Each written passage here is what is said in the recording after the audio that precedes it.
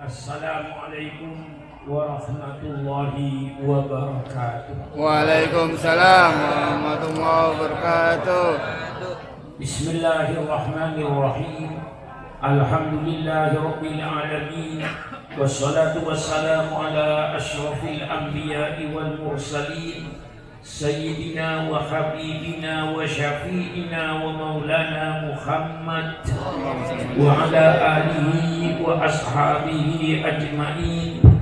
Subhanaka la ilma lana illa ma 'allamtana innaka antal alimul hakim. La haula wa la quwwata illa billahil aliyyil azim. Amma ba'du. Para alim ulama yang saya muliakan, seluruh pejabat-pejabat pemerintah setempat yang saya hormati, hadirin dan hadirat sekalian yang berbahagia, wabil khusus kepada seluruh pimpinan Yayasan As-Salam yang pada malam hari ini mengadakan tasyakuran dalam khatmul Quran. Saya ucapkan terima kasih kepada seluruh pengurus Yayasan As-Salam, kepada seluruh pengurus Yayasan As-Salamiyah. Saya ucapkan terima kasih atas segala usahanya, atas segala kegiatannya, dan saya tidak lupa pula terima kasih atas segala pengorbanannya. Selalu saya katakan, mengapa saya menekankan kepada pengorbanan? Tidak ada suatu cita-cita, tidak ada satu kemauan yang akan berhasil tanpa adanya pengorbanan. Negara Kesatuan Republik Indonesia ini berdiri bukan hadiah dari Belanda. Negara Kesatuan Republik Indonesia itu berdiri bukan hadiah dari Jepang, tapi Negara Kesatuan Republik Indonesia berdiri di atas aliran darah dan cucuran air mata rakyat Indonesia. Berapa juta wanita yang menjadi janda, berapa juta anak yang menjadi yatim karena bapaknya gugur di medan perang, baik melawan Belanda maupun melawan Jepang. Alhamdulillah, insya Allah umat Islamlah yang terbesar sahamnya bila menegakkan NKRI ini. Kalau saudara ingin tahu sejauh mana sahamnya kontribusi umat Islam terhadap Negara Kesatuan Republik Indonesia, saya tidak sulit untuk menjawab. Tolong pemerintah, karena yang benar jawabannya bagaimana? Siapa yang membangun Islam? Islam ini dibangun oleh 25 Rasul. Pembangunannya sejak zaman Nabi Adam alaihissalam. Nabi Adam membawa agama Islam, agama Tauhid. Nabi Adam mengajak umatnya supaya beriman kepada Allah Subhanahu wa Ta'ala, pencipta alam semesta, sujud kepada Allah, bukan sujud kepada Nabi Adam. Dan Nabi Adam bersama-sama dengan umatnya sujud kepada Allah, pencipta alam semesta. Inilah Islam, Tauhid. Datang Nabi Nuh. Nabi Nuh pun seruannya sama, mengajak umatnya beriman kepada Allah Subhanahu wa Ta'ala, pencipta alam semesta, sujud kepada Allah, bukan sujud kepada Nabi Nuh. Dan Nabi Nuh bersama-sama dengan umatnya sujud kepada Allah. Islam, Tauhid. Datang Nabi Ibrahim alaihissalam. Nabi Ibrahim mengajak umatnya beriman kepada Allah, sujud kepada Allah, bukan sujud kepada Nabi Ibrahim. Dan Nabi Ibrahim bersama-sama dengan umatnya sujud kepada Allah, Tauhid. Datang Nabi Musa. Nabi Musa seruannya sama, mengajak umatnya beriman kepada Allah, sujud kepada Allah, bukan sujud kepada Nabi Musa. Dan Nabi Musa bersama-sama dengan umatnya sujud kepada Allah. Datanglah Nabi Isa alaihi salam. Nabi Isa pun seruannya sama seperti Nabi Musa, seperti Nabi Nuh, seperti Nabi Ibrahim. Nabi Isa mengajak umatnya supaya beriman kepada Allah pencipta alam semesta, sujud kepada Allah, bukan sujud kepada Nabi Isa. Dan Nabi Isa bersama-sama dengan umatnya sujud kepada Allah pencipta alam semesta. Ini seruan Nabi Isa di dalam Al-Quran. Inna rabbi wa rabbukum fa'buduh, hadza siratul mustaqim. Kata Nabi Isa di dalam Al-Quran, sesungguhnya Allah Tuhanku dan Tuhanmu, sembahlah Allah. Inilah jalan yang lurus. Datang Nabi Muhammad sallallahu alaihi wasallam. Nabi Muhammad tidak membawa agama baru. Nabi Muhammad tidak membawa agama baru.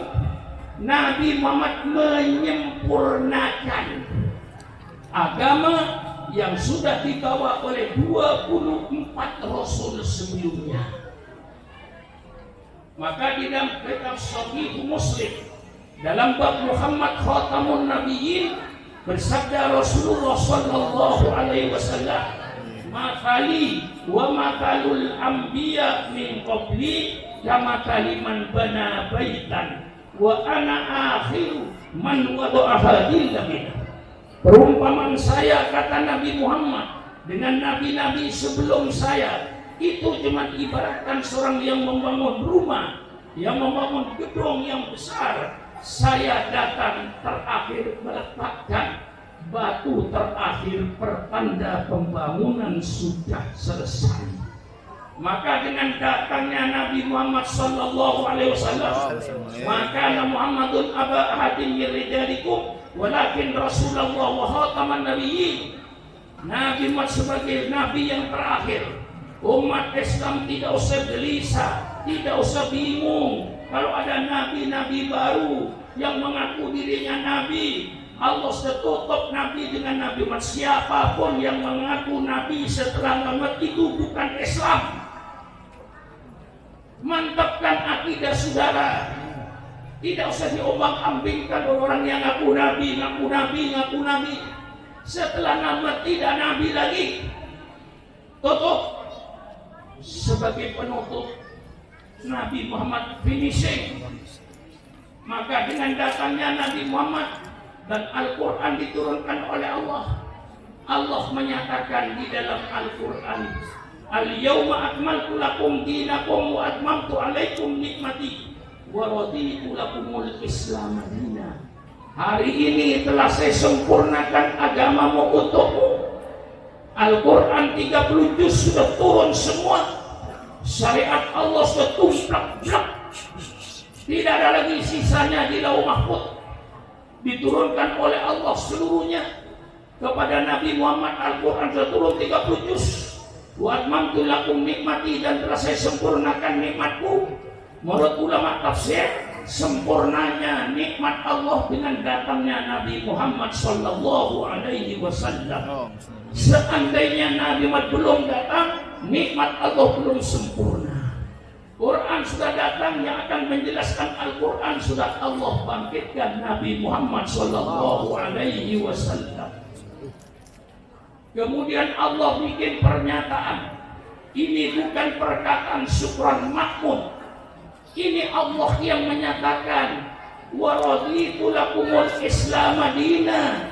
Kata Allah, saya ridho, saya rela Islam sebagai agamamu. Maka menurut Al-Quran, agama yang diridhoi oleh Allah hanya agama Islam. Hanya agama Islam. Hanya agama Islam.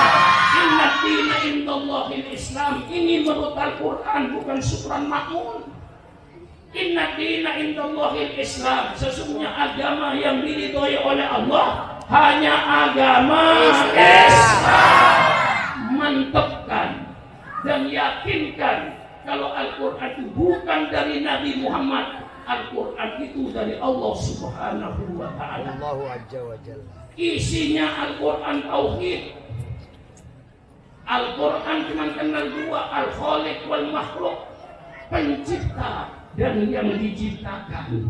Selain Allah itu namanya makhluk.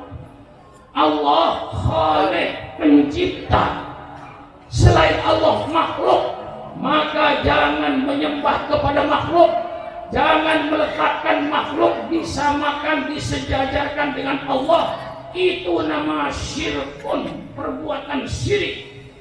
Perbuatan syirik itu meletakkan sesuatu berupa apapun saja disamakan atau disejajarkan dengan Allah. Itu syirik yang sangat dimurkai oleh Allah Subhanahu wa taala. Masa ciptaannya disamakan dengan penciptanya? Masa yang membuat disamakan dengan yang dibuat? Tentu marah. Contoh yang ringan, tukang kayu bikin kursi. Apakah tukang kayu sama dengan kursi? Apakah kursi sama dengan tukang kayu? Nah, pakai otak yang sehat. Tukang jahit bikin celana. Apakah celana sama dengan tukang jahit atau tukang jahit sama dengan celana? nah, Ini otak sehat. Maka Allah pasti tidak sama dengan yang diciptakannya. Oleh sebab itu jangan meletakkan ciptaan Allah disamakan, disejajarkan dengan Allah, disembah atau sujud kepadanya. Kita hanya kenal dan bersujud hanya kepada Allah.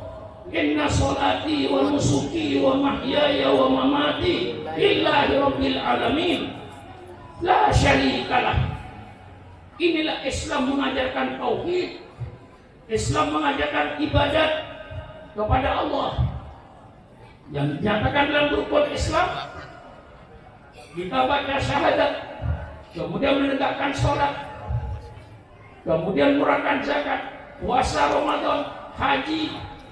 Ini mengajarkan ibadat. Al-Quran mengajarkan akhlak. Maka tidak ada kitab suci yang lengkap seperti Al-Quran. Dan Al-Quran ini pasti dari Allah. Mengapa? Karena tidak bisa ditiru. Wa in kuntum fi raibin mimma nazzalna ala abdina fa'tu bi surufin mithli. Kalau kau ragu-ragu terhadap Al-Quran yang saya turunkan kepada hamba saya Nabi Muhammad SAW, tolong kau bikin satu potong surat. Subhanallah, tadi Al-Quran dibacakan oleh kita ini. Tidak ada kitab yang bisa dibaca seperti Al-Quran. Biar kitab-kitab bahasa Arab persilakan baca Ihya, panggil korek kita, suruh baca kayak Al-Quran, tidak bakal bisa tidak dibaca seperti Al-Quran. Ambil kitab Fathul Mu'in, kita suruh baca, lakukan seperti Al-Quran, tidak ada yang bisa. Kitab Arab yang manapun saja tidak akan mampu untuk berirama seperti Al-Quran. Karena irama Al-Quran iramanya Allah, bukan iramanya makhluk. Bahasa Arab yang ada di Quran itu bukan bahasa Arabnya manusia, tapi langsung iramanya dari Allah. Maka tidak bisa ditiru. Begitu indahnya bahasa Al-Quran. Apalagi ngerti maknanya, subhanallah.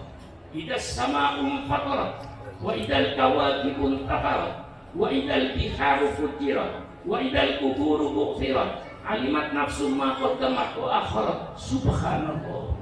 Indah bahasanya, tidak bisa ditiru. Mengapa tidak bisa ditiru? Karena ini ciptaan Allah. Yang namanya ciptaan Allah tidak bisa ditiru manusia. Saya ambil contoh yang jelas bagaimana hebatnya ilmu teknologi sekarang ini. Mereka bikin komputer, mereka bikin HP, mereka bikin kapal terbang dan seterusnya. Tapi anehnya, air yang ada di depan mata kita, tidak ada teknologi manapun yang bisa menciptakan air, bikin pabrik air. Kalau bisa, persilakan di padang pasir itu bikin pabrik air, tidak perlu hujan. Ini satu contoh kalau ciptaan Allah tidak bisa ditiru oleh manusia, termasuk Al-Quran. Isinya subhanallah. Akhlak di dalam Al-Quran, pelajaran akhlak penuh di dalam Al-Quran. Bagaimana akhlak orang tua terhadap anak-anak terhadap Al-Quran bercerita semua. Bagaimana tetangga dengan tetangga, Al-Quran bercerita tentang akhlak. Al-Quran berbicara tentang ilmu pengetahuan. Sabuikum ayati fil afaq. Allah sudah menyatakan dulu, sanurihim ayatina fil afaq. Nanti akan saya perlihatkan kepada manusia tanda-tanda keagungan Allah di seluruh penjuru dunia, hatta yatabayyana lahum annahu haq. Sehingga engkau nanti yakin bahwa Quran itu pasti benar, datangnya dari Allah. Dan ini sekarang ayat yang 1400 tahun yang lalu ini sekarang terbukti, dan ternyata berapa banyaknya ilmuwan barat yang masuk Islam karena membaca ayat Quran ini. Saya tunjuknya di antaranya satu, Profesor Dr. Kate Elmore, seorang ahli kandungan di Amerika Serikat. Begitu dia membaca ayat Quran, "Tsumma khalaqnan nutfata 'alaqatan khalaqnal 'alaqata mudghah khalaqnal mudghah idama fakasawna idama lahma tsumma ansha'nahu khalqan akhar fatabarakal ahsanul khaliqin." Allah ciptakan manusia dari sperma masuk ke rahim ibu, dalam sekian minggu menjadi segumpal darah, sekian minggu menjadi segumpal daging, sekian minggu tumbuh tulang-tulang kepala, tulang tangan, tulang kaki. 4 bulan, tsumma ansha'nahu khalqan akhar. Setelah 4 bulan terciptalah manusia kecil yang disebut janin. 6 bulan, 7 bulan, 8 bulan, 9 bulan lahir. Subhanallah. Ini orang ahli kandungan di Amerika Serikat. Kok Nabi Muhammad bisa tahu kalau sperma itu perkembangannya di perut ibu seperti ini, sedangkan Nabi bukan seorang dokter, bukan seorang ahli kandungan. Dia yakin bahwa Quran ini bukan dari Nabi Muhammad, Quran itu dari Allah. Kalau tidak dari Allah, tidak mungkin Nabi Muhammad akan tahu perkembangan sperma dalam perut seorang ibu. Dia yakin kalau Quran itu bukan dari Nabi Muhammad, Quran ini pasti dari Allah. Kemudian dia mengucapkan kalimat syahadat, asyhadu an la ilaha illallah wa asyhadu anna Muhammadar Rasulullah. Ini orang Amerika yang ahli ilmu pengetahuan. Banyak lagi kalau saya tunjukkan kepada Anda orang-orang yang ahli ilmu pengetahuan. Seorang Profesor Dr. Jack Peace, orang Prancis, ahli kelautan. Dia setiap laut mesti nyelam, kemudian menjumpai mata air yang tawar dan mata air yang asin. Kedua air itu tidak bercampur. Kemudian ketika bertemu dengan mahasiswa Islam, dia katakan itu di Quran sudah ada. Walladzi marajal bahraini hada aqul furat wa hada milhul ujaj. Dialah Allah yang menciptakan dua mata air di dalam laut ini yang tawar, ini yang asin, dan kedua-duanya tidak bercampur. Akhirnya si profesor itu kagum. Pasti Muhammad tidak pernah nyelam ke laut, pasti Muhammad tidak pernah mandi di laut, tapi kok dia tahu walladzi marajal bahraini hada aqul furat wa hada milhul ujaj. Kok bisa tahu Muhammad kalau di laut itu dua mata air? Pasti bukan dari Muhammad ini, pasti Allah yang ngasih tahu bahwa Quran bukan dari Nabi Muhammad, Quran itu dari Allah yang diberikan pada Nabi Muhammad. Kalau saya cerita tentang ilmu pengetahuan, di mana mereka ilmuwan Barat itu banyak yang masuk Islam karena mereka mengerti Al-Quran. Ini sebagai mukjizat Al-Quran ini sampai saat ini tetap menjadi mukjizat. Seorang ahli apoteker di Vietnam, dia masuk Islam karena gara-gara membaca Al-Quran. Kullama najat jududuhum badalnahu juludan wairaha liyakulul adab. Tatkala matang kulit manusia di api neraka, terbakar di api neraka, semuanya kulitnya habis terbakar, Allah ganti dengan kulit yang baru supaya mereka merasakan panasnya api neraka. Kok Muhammad bisa tahu, kata dia, kalau saraf itu letaknya di kulit, Sehingga kalau kulitnya habis, api sudah tidak panas lagi, ganti dengan kulit yang baru. Ya, kalau ingin dibuktikan, kalau api itu tidak panas, kalau nggak ada saraf, persilakan ibu-ibu itu, ibu-ibu yang panjang rambutnya panjang, tolong maju ke depan saya ini. Saya pegang pangkal rambutnya, saya bakar ujungnya. Ujung rambut akan terbakar, tapi dia tidak merasa panas. Kecuali kalau api menyentuh kulit kepalanya, baru dia menjerit. Selama api tidak menyentuh kulit kepalanya, rambut akan terbakar terus, tapi tidak panas. Karena di rambut tidak ada saraf. Oleh sebab itu kalau ketika saudara dioperasi, oleh si suntik dulu dimatikan sarafnya, bukan dimatikan, tidak difungsikan sarafnya. Sehingga pisau yang membelah perut ibu ketika ibu sesar tidak merasa sakit dibelah perutnya. Padahal dibelah itu sampai 20 cm, dibelah perut itu dengan pisau, tapi dia tidak menjerit karena sarafnya tidak difungsikan. Kemudian dijahit, tidak menjerit karena sarafnya tidak difungsikan.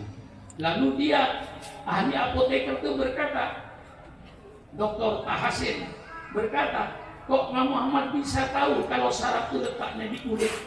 Begitu di neraka kulit manusia habis terbakar, kullama nadudat juluduhum baddalnahum juludan ghairaha. Tatkala dia telah terbakar habis kulitnya, tidak ada sisa lagi, Allah ganti dengan kulit yang baru. Mengapa diganti dengan kulit baru? Artinya diganti dengan saraf baru. Liyadukul adab, supaya mereka merasakan azab Allah ini. Kalau tidak diganti kulit, api neraka tidak ada gunanya. Maka ganti kulitnya dulu. Begitu terbakar lagi habis, ganti kulitnya lagi. Terbakar lagi habis, ganti kulitnya lagi.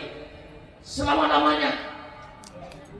Dr. Tahasin berpikir, ini pasti bukan ilmunya Muhammad. Tidak mungkin Muhammad tahu ini. Dia bukan seorang dokter. Ini pasti Muhammad, ya karena ini belum Islam. Saya nirukan Tahasin berkata Muhammad, kalau saya berarti Sayyidina.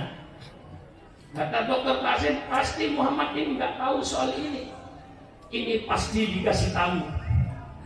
Yang ngasih tahu pasti penciptanya. Sebab itu saya percaya kalau Quran itu bukan dari Nabi Muhammad, Quran itu dari Allah. Maka saudara jangan mencoba-coba menyalahkan Al-Quran. Ini kitab sucinya umat Islam. Jangan umat saya bicarakan kalau radikal. Mereka kadang-kadang yang bikin Islam itu radikal. Kita yang dibikin radikal kadang-kadang. Kalau Al-Quran dikatakan tidak benar, harus direvisi, harus ditinjau kembali Al-Quran. Mana yang relevan, mana yang tidak relevan. Itu berarti ngajak perang dengan umat Islam. Sudah terang-terangan aja saya. Jangan Al-Quran disanakan di kitab suci. Kami pun tidak pernah menyinggung kitab sucinya mereka. Betul apa tidak? Persilakan Anda percaya kepada Injil. Persilakan Anda percaya pada 4 Injil. Injil Matius yang ditulis oleh orang yang bernama Matius, Injil Lukas yang ditulis oleh orang yang bernama Lukas, Injil Markus yang ditulis oleh orang yang bernama Markus, Injil Yahya yang ditulis orang bernama Yahya. Persilakan. Kami tidak akan menyinggung apapun yang ada dalam kitab suci Anda. Walaupun kita disebut tahu saudara, umat Islam ini selain orang Katolik disebut domba-domba yang sesat. Kami tidak pernah membantah. Walaupun kami dikatakan domba-domba yang sesat. Mengapa? Karena dalam kitab mereka tertulis semacam itu. Maka mari saling hormat menghormati, saling harga menghargai antar umat beragama.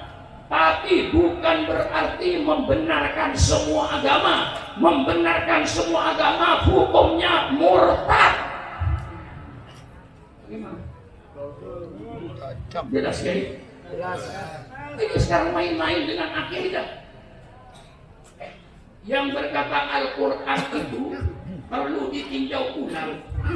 Itu namanya Hot Helm yang hidup pada tahun 1816.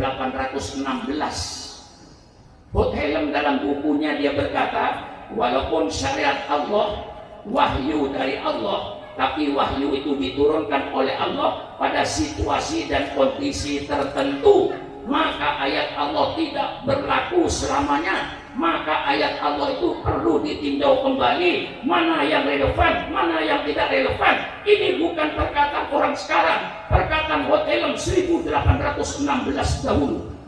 Saya tahu bukunya ada. Maka jangan macam-macam Anda ini di Indonesia. Mari kita hidup saling harga menghargai, saling hormat menghormati, hidup rukun dan damai dalam negara kesatuan Republik Indonesia. Semua agama benar menurut pemeluknya masing-masing. Gimana? Semua agama benar menurut pemeluknya masing-masing. Oleh sebab itu marilah kita saling hormat menghormati, saling harga menghargai, jangan menyinggung kitab sucinya orang lain. Mari kita hidup rukun.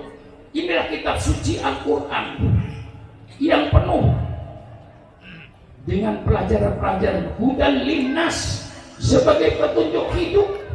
Maka Al-Quran bicara segala tatanan kehidupan manusia. Maka kalau sekarang ada paham namanya liberalisme, kebebasan adalah hak asasi manusia. Ini makhluk lahirnya dari barat, bukan dari Al-Quran, bukan dari sunnah Rasulullah. Lahirnya dari barat. Di antara mereka yang trauma dengan agamanya, mereka ingin bebas dari agamanya. Karena agama dianggap membelenggu dia. Agama dianggap membatasi kebebasannya.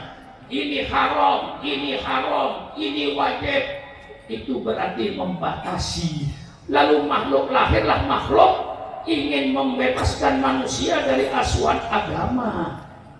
Itu sangat tidak benar. Adapun kebebasan yang diberikan oleh Islam itu ada. Persilakan si orang makmur, kau bebas berbuat apapun saja selama tidak melanggar Al-Quran dan sunnah Nabi-Mu.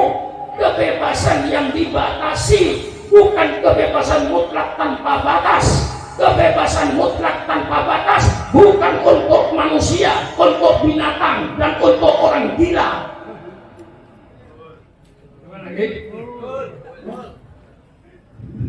Nah, ini sekarang main-main akidah. Gara-gara pluralisme. Pluralisme itu bangsanya pluralistik. Artinya dari bermacam-macam suku, bermacam-macam agama. Oleh sebab itu kita satu bangsa. Sebagai bangsa Indonesia, mari saling hormat menghormati antara suku, saling hormat menghormati antara agama. Kita hormati agama orang lain, jangan menghina agama orang lain. Pun mereka jangan menghina agama Islam. Mari kita hidup rukun dan hidup damai dalam satu negara Republik Indonesia dengan tetap menjalankan agamanya masing-masing. Umat Islam dengan akidahnya, dengan ibadatnya. Ini Islam. Maka saya tegaskan, semua agama benar menurut pemeluknya masing-masing. Maka mari kita saling hormat menghormati antar umat beragama, saling harga menghargai antar umat beragama, hidup rukun dan hidup damai antar umat beragama, tapi bukan berarti membenarkan semua agama. Membenarkan semua agama menurut hukum Islam murtad. Jelas orang Bener, jelas orang Duren Sawit,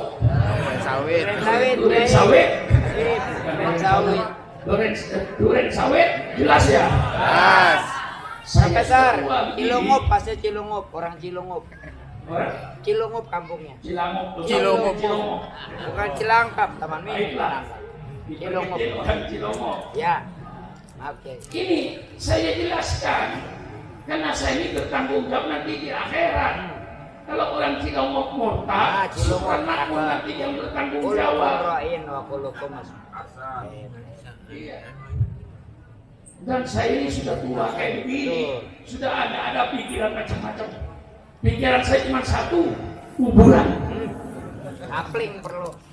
Ya mungkin kalau anak muda masih pikirannya mau jadi jenderal, mau jadi gubernur, mau jadi bupati, mau jadi DPR, mau jadi ini. Syukran Makmur sudah nggak ada. Ustaz Sarip kopi. Sudah lewat itu semua. Kopi di depan Ustaz Sarip. Silahkan. Umur saya sudah 82 tahun. Kopi Ustaz Sarip. Mungkin di Jakarta sudah masuk kiai yang tua barangkali saya. Nah iya, sudah nggak ada macam-macam pikiran. Pikiran DPR nggak ada, pikiran menteri nggak ada, pikiran bupati nggak ada. Yang ada pikiran kuburan masa depan saya. Maka saya harus menyampaikan kebenaran kepada umat ini, karena saya akan bertanggung jawab di akhirat. Maka melalui khutmil Quran ini, kitab suci Al-Quran, kitabnya umat Islam, tolong jangan disinggung-singgung oleh siapapun saja. Jangan dikatakan ayat Quran radikal, tidak ada ayat radikal. Memang ada radikal, tapi di mana kita harus radikal? Masa kalau kita diinjak kepala kita tidak melawan? Hah? Apa kalau kepala kita injak kita melawan terus kita radikal? Semut gigit. Mari datang sama Syukran Makmur, tanyakan tiap ayat itu yang dianggap radikal, tolong datang kepada Syukran Makmur. Saya jelaskan nanti ayat itu. Qatilu fi sabilillah alladzina yuqatilunakum. Perangilah mereka, kata Nabi Muhammad. Siapa yang orang-orang yang memerangi kamu? Itu hanya membalas. Bukan kita yang mengadakan. Kita berdakwah, kalau dihalang-halangi baru kita lawan. Tidak menghalang-halangi, kita tidak mengadakan perang. Itu sejarahnya.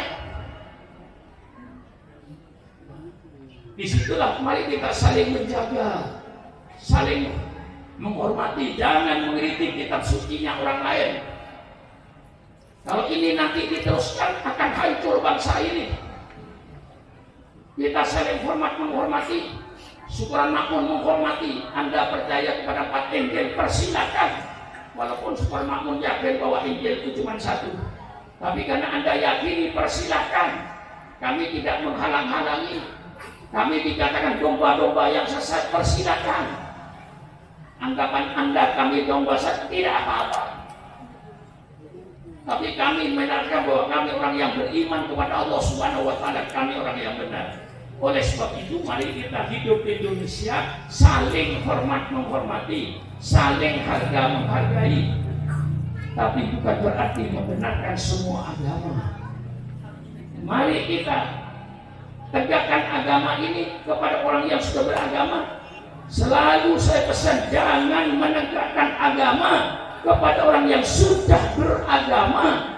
Itu menyinggung perasaan umat beragama. Tegakkan agama kepada orang yang belum beragama. Jangan menegakkan agama kepada orang yang sudah beragama. Ini sangat menyinggung perasaan kami. Mari kita saling hormat menghormati, saling harga menghargai. Ini Islam, saudara. Maka Islam itu dilahirkan oleh Allah. Al-Quran diturunkan kitab yang terakhir yang mencakup segala kehidupan manusia. Kalau ada paham yang namanya sekularisme yang mengatakan bahwa agama tidak mengatur kehidupan manusia diatur oleh manusia sendiri, agama itu cuma ibadat kepada Allah di masjid, agama itu cuma di dalam masjid, sujud kepada Allah, tahlilan, marhabanan, bungkus berkat, selesai. Yaitu Islam. Tapi Islam bukan itu saja. Islam mengajarkan bagaimana berumah tangga. Mengapa Islam mengajarkan bagaimana berumah tangga? Innama bu'ithu liutammima makarimal akhlak, supaya suaminya berakhlak Al-Quran, istrinya berakhlak Al-Quran, anaknya berakhlak Al-Quran. Wa ashiruhunna bil ma'ruf, pergaulan istri-istrimu dengan baik. Suami memperbaiki istri dengan lemah lembut. Suami menghormati istri, istri menghormati suami. Suami istri berbakti pada suami. Suami memperbaiki istri dengan lemah lembut. Birrul walidaini, anak berbakti pada orang tua. Orang tua cinta kasih kepada anak. Laisa minna man lam yuqil kabirana wa la yarham sawirana. Tidak termasuk golonganku, kata Rasulullah, anak muda yang tidak menghormati orang tua dan orang tua yang tidak kasih sayang sama anak muda. Subhanallah, subhanallah. Mengapa sekarang banyak anak yang tidak birrul walidaini? Bukan salahnya anak, salahnya kedua orang tuanya. Karena kedua orang tua menyangka bahwa anak itu cukup dibeliin sepatu, dibeliin baju, dibayarin SPP-nya, kasih makan, cukup. Itu salah orang tua. Anak itu membutuhkan kasih sayang orang tua. Anak yang umur 3 tahun, 4 tahun perlu ciuman ibu, perlu ciuman bapak. Jangan sampai bapaknya tidak pernah mencium anaknya. Jangan sampai ibu tidak pernah mencium anaknya. Bapaknya sempatkan 1 hari cium anaknya pagi sore. Dengan dicium anaknya, anak timbul rasa sayang sama orang tua, sehingga nanti dia akan birrul walidaini pada orang tua. Mengapa anak-anak sekarang banyak tidak birrul walidaini? Karena orang tuanya tidak kasih sayang sama anak. Anak baru masih tidur, bapaknya sudah berangkat ke kantor. Datang, anaknya sudah tidur jam 8 malam. Tidak pernah mendapat kasih sayang dari ayah, tidak pernah kasih sayang dari ibu. Ibunya sibuk dengan yayasan, ibunya sibuk dengan cari duit, bapaknya sibuk dengan cari duit. Anaknya ditinggal dengan pembantu rumah tangganya. Bagaimana kasih sayang pembantu kepada anak? Tentu tidak sama dengan kasih sayang ibu dan bapak. Di sinilah letaknya anak menjadi bandel. Kalau ingin anaknya cinta sama kedua orang tuanya sering-sering mencium anaknya. Cium pipi anaknya itu pagi sore. Insya Allah anak akan timbul sayang sama orang tua.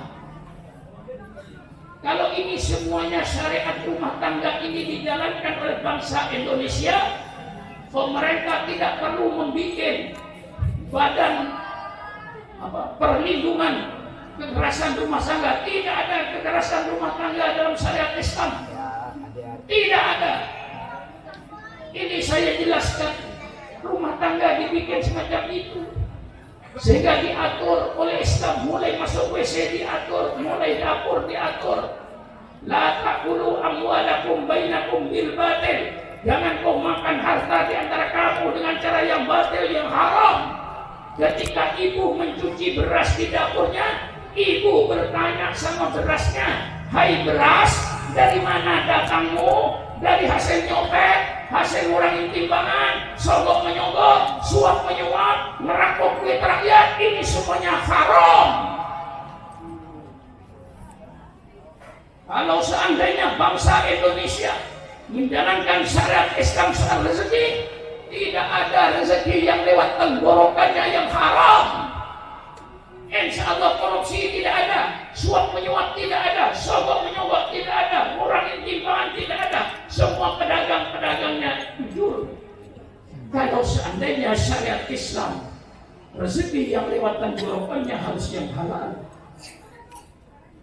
Beres. Korupsi tidak ada. Karena korupsi itu barang haram. Suap menyuap barang haram. Ini Islam menjaga. Makan diatur, tidur diatur, terima tamu diatur. Subhanallah, alangkah indahnya syariatmu ya Allah. Mengapa saya pidato begini? Sesuai dengan Al-Quran. Walladzi arsala rasulahu bil huda wa dinil haq liyudhhirahu ala dini kullih walau karihal musyrikun. Dialah Allah yang mengutus utusannya dengan petunjuk dan agama yang benar menurut Islam. Untuk apa ini agama diturunkan? Liyudhhirahu ala dini kulli, supaya perlihatkan, tampakkan agama Islam ini di antara semua agama yang ada di dunia ini. Tampakkan Islam ini. Inilah Islam sebagai perbandingan. Nanti orang tinggal memilih akalnya, memilih agama yang mana, persilakan. Saya cuma menampakkan ini syariat Islam. Mengapa Islam berbicara soal RT dan RW, soal bermasyarakat? Islam bicara soal ber-RT, Islam bicara soal ber-RW, Islam bicara soal bermasyarakat. Bagaimana syarat Islam dalam bermasyarakat? Man kana yu'minu billahi wal yawmil akhir falyukrim jarahu. Barang siapa yang beriman kepada hari kiamat, hormati tetangga. RT dengan RT saling hormat menghormati, saling harga menghargai, tidak ada iri hati, tidak ada hasad, tidak ada dengki, tidak ada syirik di antara tetangga dengan tetangga. Alangkah indahnya syariat Islam itu. Wala tajassasu, dan jangan kau mencari kesalahan-kesalahan orang lain. Jangan mencari-cari kesalahan orang. Kalau saudara ketemu dengan kesalahan orang, baru amar ma'ruf nahi munkar. Mencari-cari kesalahan tidak dibenarkan oleh Quran. Subhanallah, alangkah indahnya ber-RT dan ber-RW menurut Al-Quran ini. Wa ta'awanu 'alal birri wat taqwa. Saling tolong menolong di antara kalian, gotong royong di dalam membangun RT, membangun RW. Mari pembersihan bergotong royong supaya kampung kita sehat. Wa ta'awanu 'alal birri wat taqwa. Saling tolong menolong dalam kebaikan. Tetangga dengan tetangga ada hajatan, saling tolong menolong. Apa yang dibutuhkan oleh tetangga yang sedang hajatan, mari kita bantu. Subhanallah, alangkah indahnya syariatmu ya Allah. Kalau ini semua dikerjakan, tidak ada kekerasan, tidak ada. Islam mengajarkan kebaikan, kelembutan. Maka perlu kita umat Islam, saya serukan, mari kita mengislamkan orang Islam. Artinya mengislamkan orang Islam itu mari, supaya orang Islam menjalankan akhlak Al-Quran sebagai suri teladan. Sebagaimana pendahulu kita, Wali Songo, Rasulullah memberikan contoh dengan akhlakul karimah. Mereka tertarik karena akhlaknya. Dalam satu riwayat ada seorang wanita Yahudi tua, nenek-nenek. Rasulullah tiap pagi mesti kasih makan sama orang itu. Orangnya buta, sehingga tidak tahu siapa yang ngasih makan. Rasulullah kasih makan terus. Rasulullah tahu ini orang Yahudi, tidak diajak untuk masuk Islam, tidak dipaksa. Nah, kasih makan. Satu ketika nenek itu mendengar bahwa yang bernama Muhammad meninggal dunia. Sejak yang nama Muhammad meninggal dunia itu tidak ada lagi yang kasih makan saya. Oh, mungkin orang itu yang kasih makan saya. Akhirnya mereka tahu akhlak Rasulullah sedemikian hebatnya. Mereka lalu masuk Islam, nenek-nenek ini. Subhanallah, subhanallah. Marilah kita umat Islam menjadi paling depan, mencontohkan syariat Islam, supaya orang jelaskan tahu ini syariat Islam. Maka tunjukkan akhlakul karimahnya. Maka dengan ini sedang saya serukan, mari kita mengislamkan orang Islam. Artinya supaya orang Islam menjalankan akhlak-akhlak Al-Quran. Al-Quran tidak hanya bicara soal bermasyarakat. Islam berbicara soal ekonomi. Persilakan baca kitab Fathul Qorib, persilakan baca kitab Fathul Mu'in Babul Bay. Itu semuanya menunjukkan ekonomi Islam. Kalau seandainya kita memakai ekonomi Islam yang ada di Fathul Qorib, di Fathul Mu'in, insya Allah pemerintah tidak perlu mendirikan badan perlindungan konsumen. Konsumen pasti terlindung dengan pelaku ekonomi yang berakhlak. Maka Islam bicara soal ekonomi. Kalau ditanya mengapa Islam bicara soal ekonomi, supaya pelaku ekonomi, orang-orang yang berakhlak, orang-orang yang bermoral, bukan preman-preman dan bajingan-bajingan menjadi pelaku ekonomi. Konsumen akan menjadi korban.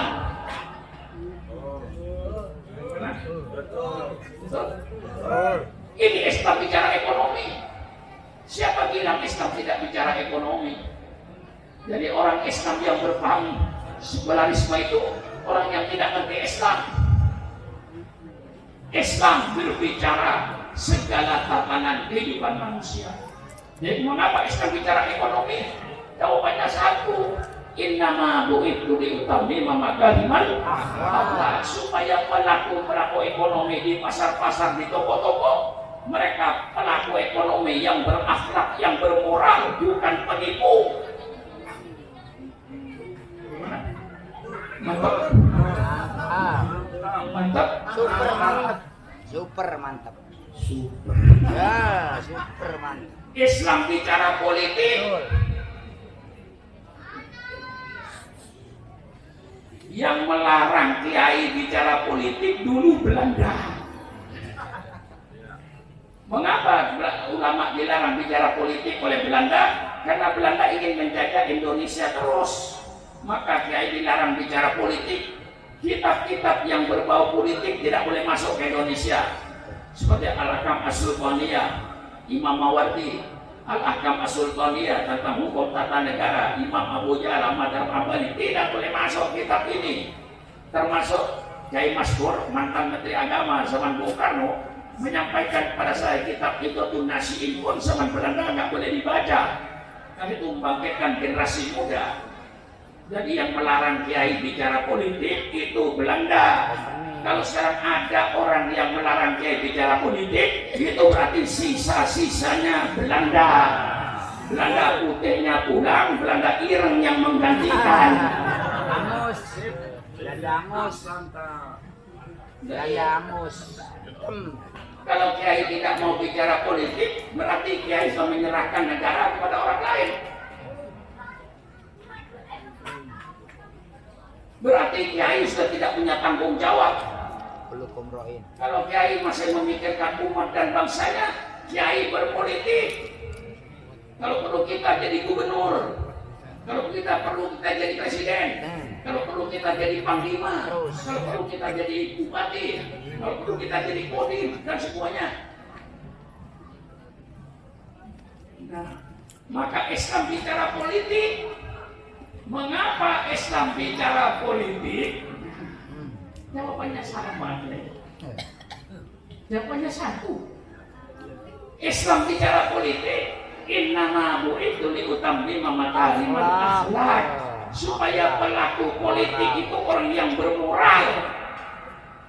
Pelaku politik siapa? Mulai wali kota, bupati, gubernur, presiden, menteri, DPR, pejabat-pejabat tinggi, itu pelaku politik. Maka Islam bicara politik sebagai pelaku politik ini orang-orang yang bertakwa kepada Allah, orang-orang yang berakhlak, orang-orang yang bermoral. Na'udzubillah, kalau kita punya pemimpin preman, pemimpin bajingan yang memeras rakyat, na'udzubillah. Ini sebabnya Islam bicara soal politik, supaya pelaku politik itu orang-orang yang bermoral, orang-orang yang berakhlak. Kelakuan.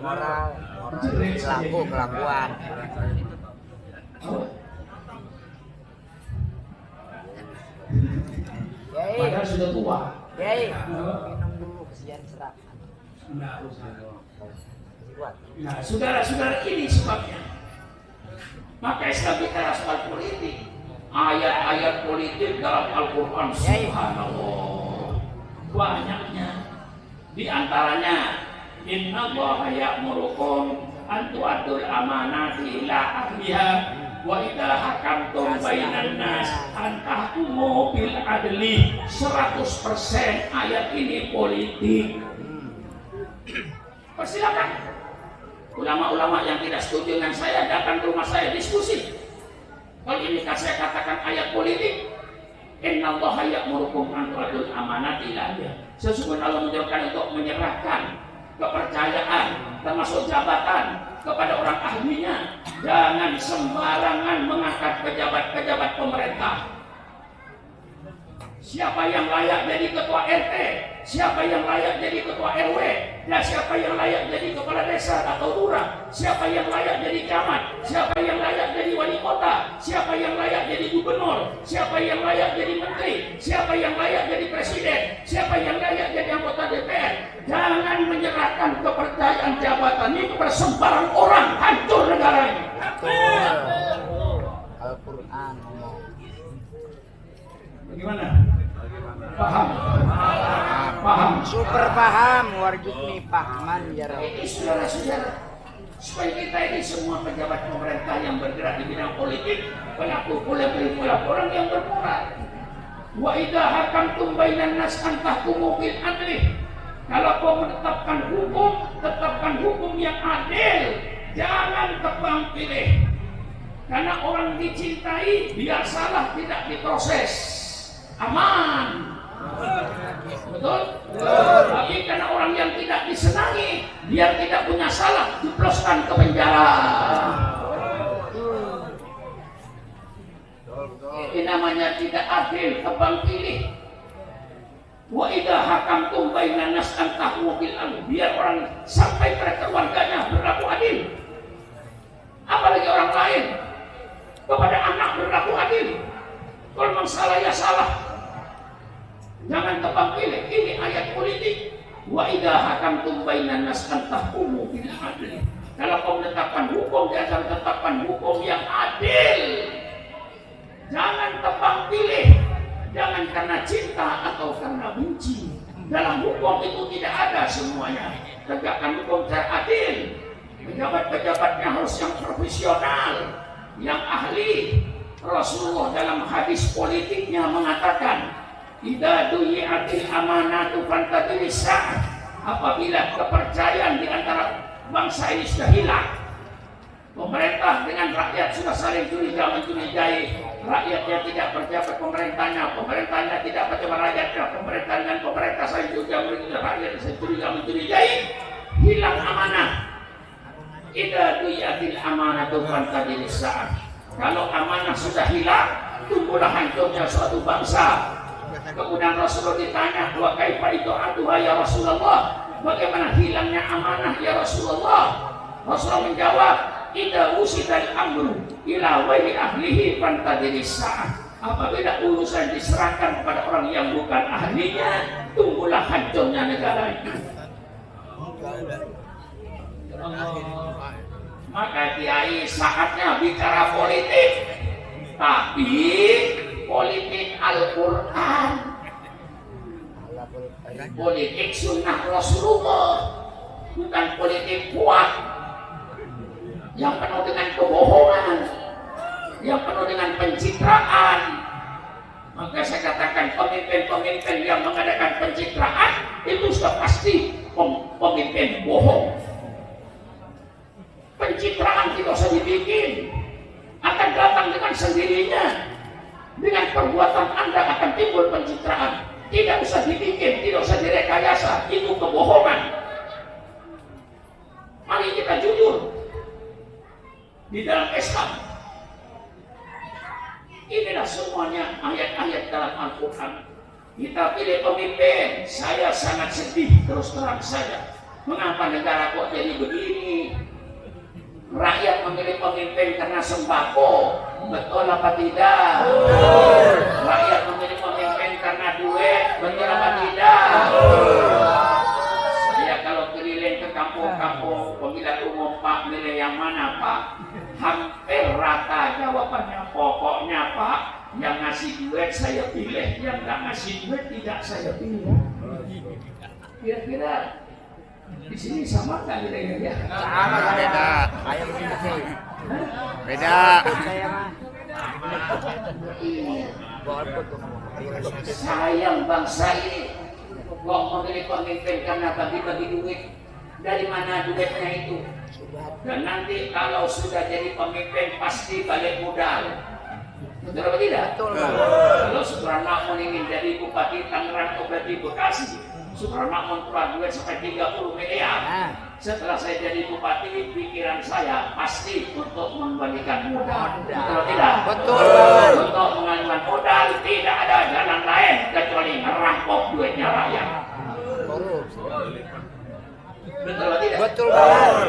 Hai pemimpin-pemimpin bangsa, engkau sudah dipilih oleh rakyat dengan biaya pemilihan umum biayanya triliunan, betul atau tidak? Betul. Setelah dipilih kau diangkat jadi pemimpin, kau digaji dengan gaji puluhan juta, bahkan ada yang ratusan juta. Gajinya cukup untuk hidupmu. Bahasa Jawa ini kok yo tego. Sudah digaji gede puluhan juta, ratusan juta, kok yo tego, sik nyolong duit rakyat.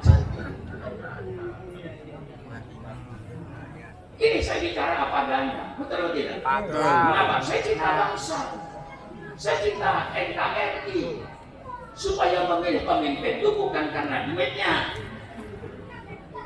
Menurut syariat Islam, pilih pemimpin ini sidik, amanah, taklil, fatona. Betul atau tidak? Betul. Sejak dilanggar-langgar di musola-musola, anak kecil-kecil sudah tahu itu sifat sidik, amanah, taklil, fatona. Pilih pemimpin yang jujur, walaupun tidak bagi-bagi duit, insya Allah rakyat makmur. Dengan pemimpin yang jujur, cari pemimpin yang amanah, yang terpercaya. Jangan mencari pemimpin yang berkhianat kepada rakyatnya, biar tidak bagi-bagi duit. Asal pemimpinnya amanah, insya Allah rakyat sejahtera. Betul atau tidak? Pilih pemimpin yang tabligh, pemimpin yang selalu menyampaikan kebenaran, bukan pemimpin yang menyampaikan kebohongan. Pemimpin yang menyampaikan kebenaran, itu yang kita pilih. Walaupun tidak bagi-bagi duit, kalau pemimpinnya selalu menyampaikan kebenaran, insya Allah rakyat sejahtera. Betul atau tidak? Betul. Pilih pemimpin yang fatona, yang cerdas. Mengapa pilih pemimpin yang pintar, yang cerdas? Kalau rakyatnya ada kesulitan, pemimpinnya cepat mengeluarkan rakyat daripada kesulitan karena pemimpinnya cerdas. Betul atau tidak? Betul. Maka memilih pemimpin itu bukan karena bagi-bagi sembako. Kalau perlu sembakonya ambil, pemimpinnya jangan dipilih biar kapok. Duitnya ambil. Ada pemimpin bagi-bagi duit, subuh ambil duitnya, pemimpinnya jangan dipilih. Jangan. Kalau tidak sesuai dengan hati nuraninya, betul atau tidak? Kecuali kalau sesuai, duitnya ambil, dia pilih. Wah, pas itu. Kalau tidak sesuai, ambil duitnya, orangnya jangan dipilih, Kalah-kalah. biar kapok. Benar. Jelas gimana saya pidato? Kan. Mengapa saya pidato begini? Saya punya pertanggungan jawab nanti di akhir. Kulukum ro'in wa kuluk. Terlanjur jadi kiai, Oh iya. Emang gue punya mau. tapi tidak menyesal. Oh jangan. Nih salah satu muridnya Rahmat Ngapati. Saya terlanjur jadi kiai, tapi tidak nyesal. Ya benar. Saya menyampaikan apa yang benar. Benteng terakhir di tangan ulama. Kalau sudah ulamanya tidak bicara yang benar, siapa lagi mau bicara yang benar? Betul atau tidak? Ini sudah benteng terakhir. Ulama yang harus bicara yang benar. Jangan terpengaruh oleh jabatan, jangan terpengaruh oleh duit. Mari kita bicara yang hak. Yang megang roti tadi. Itu sejak dulu saya sampaikan seperti ini. Di dalam Islam, subhanallah, Masya Allah. ada sanksi politik. Kullukum ra'in Wa kulukum mas'ulun an ra'iyati. Ini politik apa bukan? Tambahin. Kiai, politik apa bukan? Wah, politik. Politik 100%. Kullukum ra'in Wa kulukum. wa kullukum mas'ulun an An ra'iyati. Kamu sebagai pemimpin, jadi bupati, jadi Banyak gubernur, lagi. jadi wali kota, jangan enak-enak kau berfoya-foya dengan duit rakyat. Nanti kau akan dimintai pertanggungan jawab di akhirat oleh Allah. Bagaimana kau memimpin rakyatnya? Penjurian merajalela apa tidak? Perzinahan merajalela apa tidak? Mabuk-mabukan merajalela apa tidak? Pemimpinnya nanti harus bertanggung jawab di hadapan Allah Subhanahu wa taala. Subhanallah. Laporan di depan manusia paling gampang. Betul atau tidak? Betul. Saya bisa membodohi kiai, tapi saya tidak bisa berbohong sama Allah. Betul atau tidak? Betul banget. Laporan bisa dibikin dengan kertas yang bagus, dengan format yang bagus, dengan tanda tangan yang bagus, dengan meter yang bagus, isinya kebohongan. Banyak yang semacam itu, tidak usah saya contohkan karena terlalu banyak. Kebanyakan. Betul atau tidak? Betul, Bapak. Dan saudara tahu laporan-laporan bohong itu tahu saudara.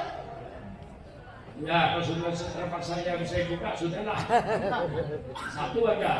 Pertama sudah mendapat bantuan dari pemerintah. Betul? Betul. Katakan 100 juta.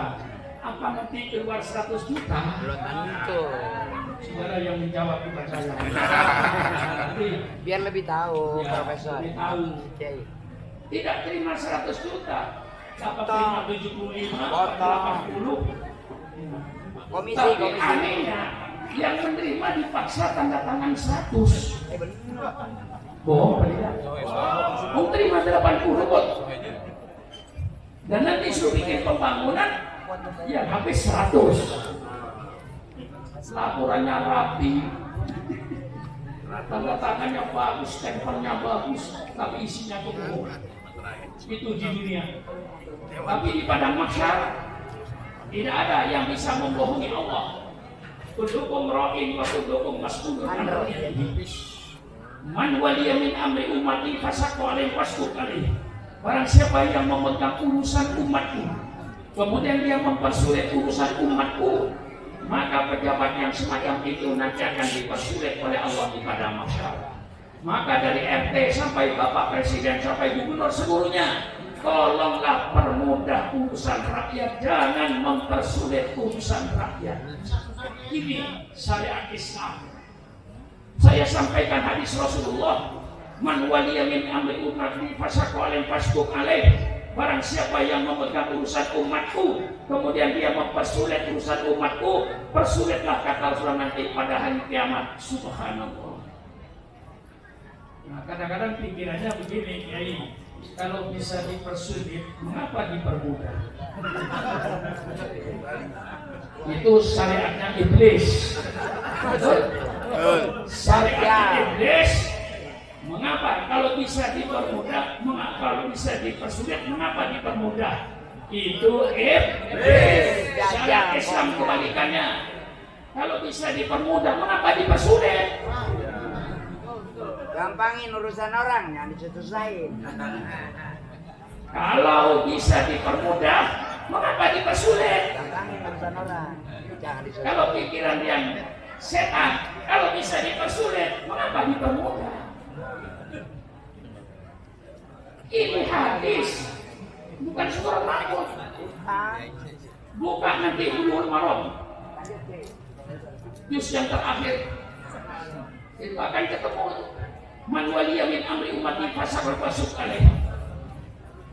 Sanksi politik, man yastari lahu rakyatan yamutu yauma yamutu wa huwa wasfun li rakyatihi haramallahu alaihi jannah. Barang siapa yang Allah jadikan pemimpin, kemudian pemimpin itu mati, ketika mati dia sedang menipu rakyatnya, pemimpin semacam itu haram masuk surga. Subhanallah. Ini hadis, baca Bulughul Maram, juz yang terakhir. Man yasri lahu rakyatan yamutu yauma yamutu wa huwa wasfun li rakyatihi haramallahu alaihi jannah. Barang siapa yang menjadikan pemimpin, kemudian pemimpin mati, ketika mati sedang menipu pada rakyatnya, haram pemimpin itu masuk surga. Maka kita doakan pemimpin-pemimpin kita mudah panjang umur sampai janjinya dipenuhi. Jangan mati sebelum janjimu dipenuhi. Nah, ini semuanya. Inilah saudara-saudara, saya kembangkan tentang Al-Quran. Isinya Al-Quran sempurna, dan Al-Quran pasti dari Allah. Saya kira cukup sekian. Dia cukup panjang, dari isi sampai presiden.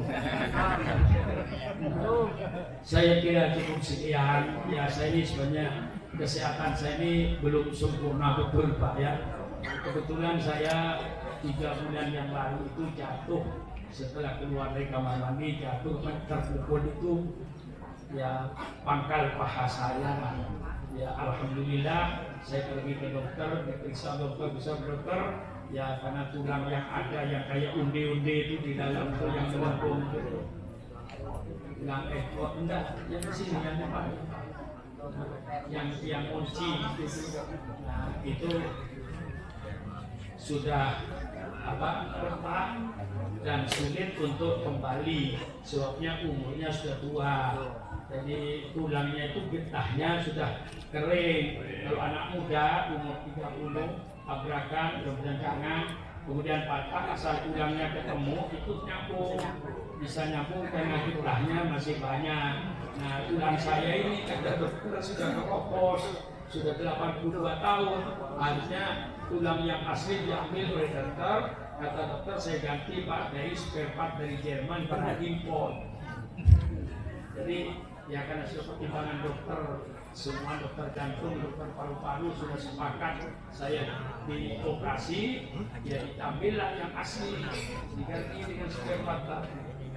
Jadi ini yang menggerakkan saya ini engselnya engsel buatan Jerman.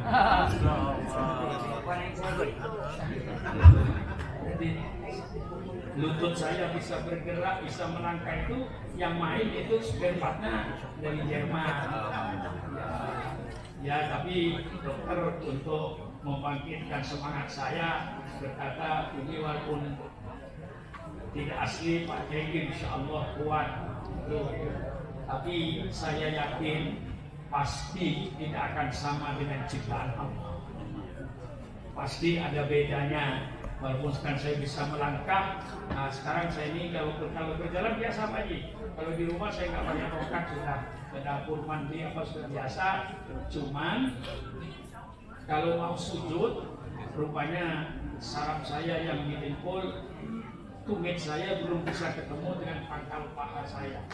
Itu mungkin perlu terapi sebulan 2 bulan kata dokter, terapi supaya nanti bisa nekuk yang sempurna, bisa sujud kepada Allah. Jadi saya sembahyang berdiri, rukuknya biasa, hanya sujud saya tetap di kursi. Di sembahyang berdiri saya. Ya, alhamdulillah itu juga lu amma binikmati rabbika fahaddis.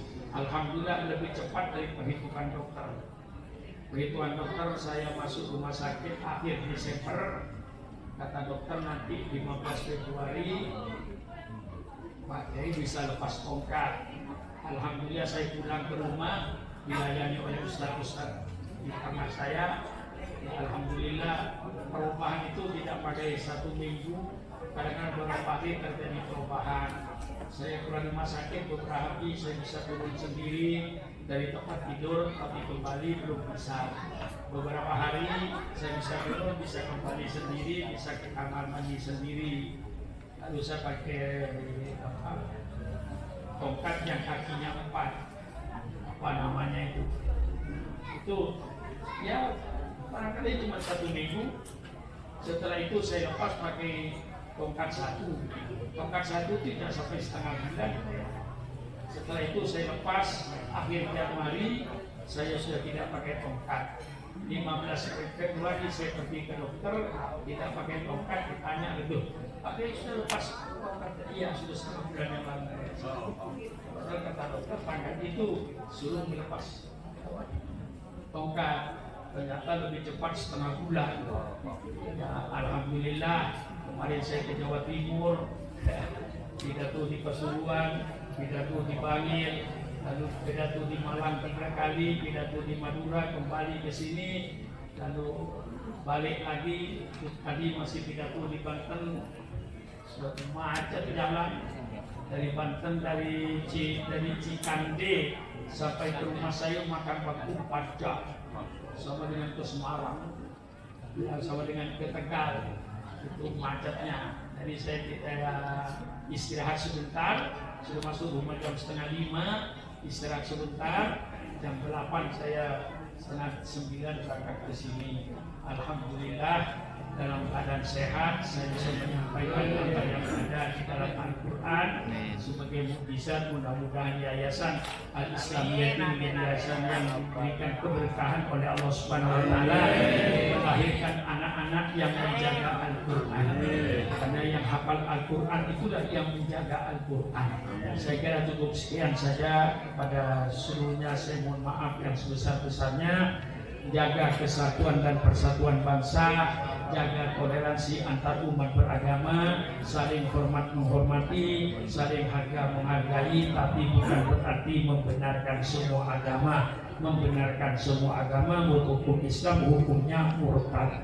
Ini saja, kurang lebihnya saya minta maaf. Wassalamualaikum warahmatullahi wabarakatuh. Waalaikumsalam warahmatullahi wabarakatuh.